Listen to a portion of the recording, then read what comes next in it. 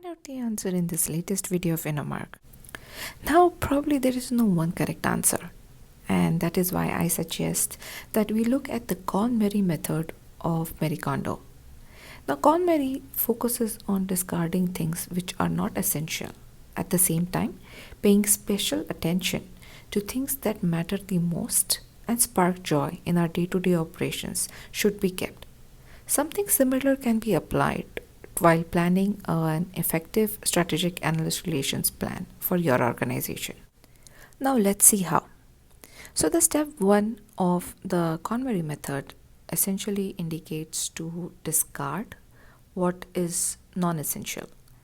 Now for analyst relations, non-essential could be multiple things. As I mentioned in my last video, there are analysts who focus on specific industry coverages or specific technology coverages as well. Now, not all analysts could be important, correct? Now, we need to identify the primary analysts who are specific to your product offerings. That could be the ones from the big 5 companies that I mentioned in my last video. There could be some who are niche and very specific, focused on geographies as well.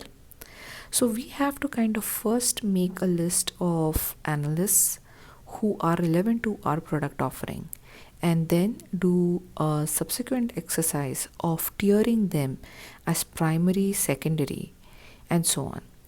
This will help us not only to identify who are the key analysts and as well as analyst firms, but at the same time will also help us follow the first step of Marie Kondo, which is to discard what is non-essential.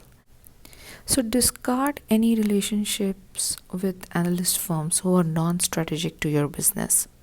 Remember, you don't need to engage with each and every analyst, right? Second, you cannot have a generalized one-fits-all analyst relations approach because not every analyst is the same. So while some analysts who focus on market or who focus on technology specific areas, they may have a different set of requirements when we need to brief them on our capability and our offerings. So each analyst needs to be catered to with what makes sense as information sharing for that particular analyst. And remember, not all activities yield aspired results. So the ones which don't, discard them. Now once you have discarded what is non-essential, step 2 of KonM-AR-i would suggest to break your specific approach into subcategories. So while there are analyst relations functions which have their own set of to-dos and say not to-dos, one would want to first look at identifying the things which are strategic. Identify which are those research publications in which you need to find your leadership position. That should be your primary goal. On a second level, you could also look at forming specific plans, which could be on a quarterly basis or on a 6-monthly basis or even yearly basis, but all aligned to the primary goal that you have set for your analyst relations function. Thirdly, we can then drill down to specific operational items, which could be more tactical things such as,